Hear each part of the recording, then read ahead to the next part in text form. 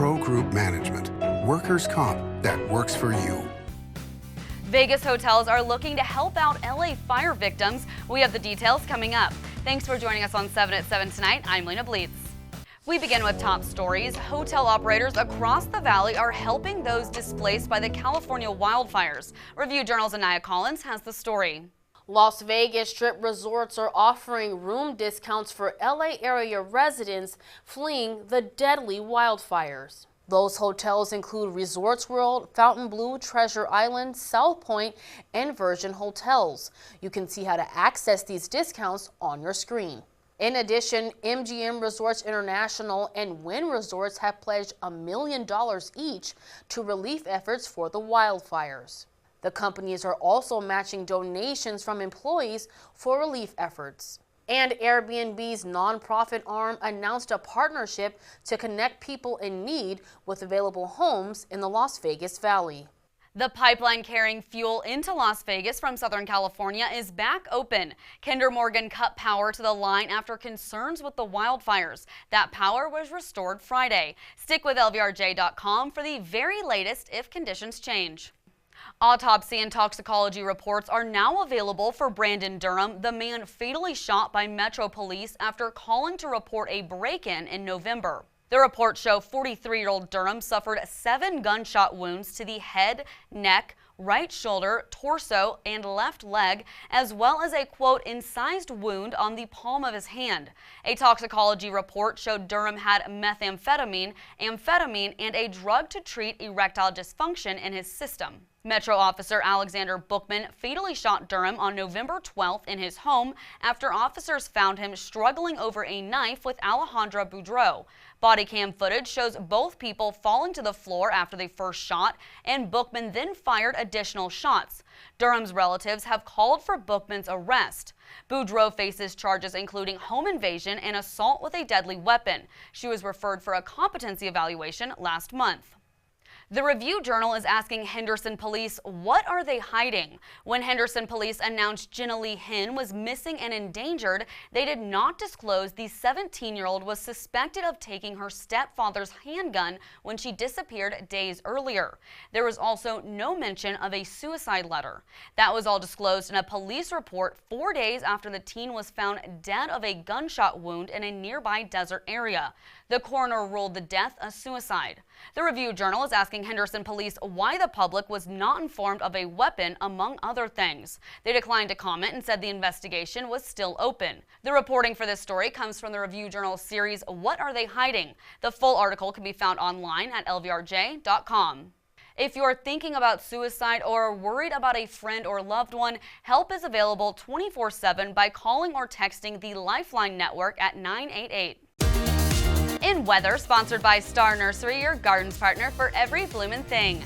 Heading into the weekend with temperatures dropping tonight into the upper 30s, reaching an overnight low of 39 degrees by 4 a.m. and warming up to a high of 61 and low of 41 on Saturday, followed by a chillier Sunday with a high of 54 and low of 33. Now looking at next week, the sunshine should be around all week, starting out with highs in the mid to upper 50s and lows in the mid 30s, and warming up just a little with highs in the low 60s and lows in the mid to upper 30s by midweek. In Business, brought to you by G Bank, your best banking experience ever. A dairy farm in Amargosa Valley could become a solar facility. A land option agreement was brokered between Rockview Family Farms and Balanced Rock Power to convert the 2,000-acre dairy farm, Ponderosa Dairy, into a solar energy facility. Balanced Rock Power will have the option to acquire the land, with the option period estimated between 2 and 5 years, according to a news release from both parties. Ponderosa Dairy, which has been struggling financially since 2023, would relocate. Vegas Station brought to you by Station Casino's STN Sports. Download the app today. Raiders rookie tight end Brock Bowers has been named to the AP All-Pro First Team. Bowers is just the 4th rookie tight end in the NFL since 1960 to be named a first-team All-Pro and the first since Jeremy Shockey in 2002. The Georgia product rewrote the record books in his first year in the NFL with 112 receptions, the most by a rookie at any position and the most by a Raider in any season, on top of just under 1,200 receiving yards, the most by a rookie tight end, and 5 touchdowns. In Health, brought to you by Centerwell Senior Primary Care. Discover primary care focused on you. Winter hiking is popular here in the Valley. Here are a few trails to check out. The Fire Wave at Valley of Fire is an easy hike in Nevada's oldest state park. It's just about a mile and a half out and back. If you go, you'll see stunning sandstone formations and colors.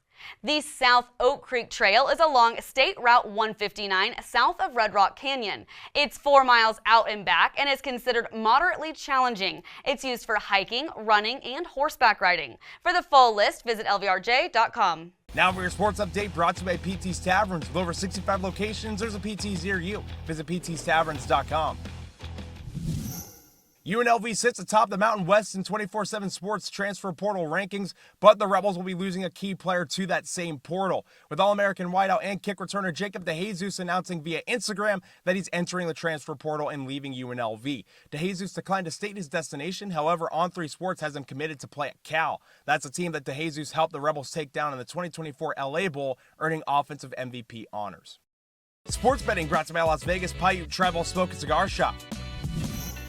The Chargers are consensus 3-point road favorites over the Texans in Saturday's NFL playoff opener.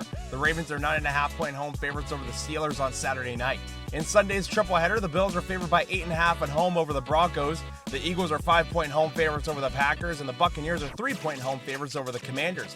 On Monday Night Football, the Vikings are 2.5-point favorites over the Rams in a game that was moved from Los Angeles to Arizona. In your lifestyle news, if you love Hawaiian food, listen up, a second Zippy's restaurant is coming to Las Vegas.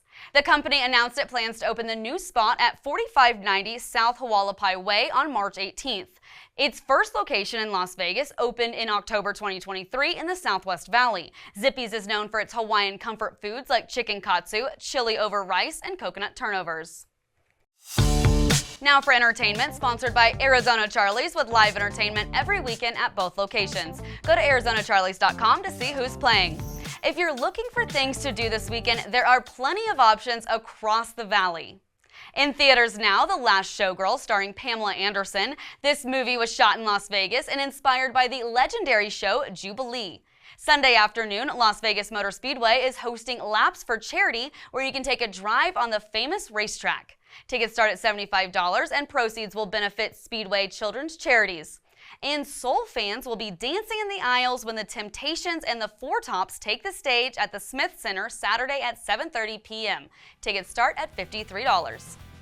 Thanks for watching 7 at 7 tonight. Watch 7 at 7 twice a day, Monday through Friday, and search Review Journal to follow us on your favorite streaming platform. See you Monday morning for more 7 at 7. This 7 at 7 update sponsored by Pro Group Management.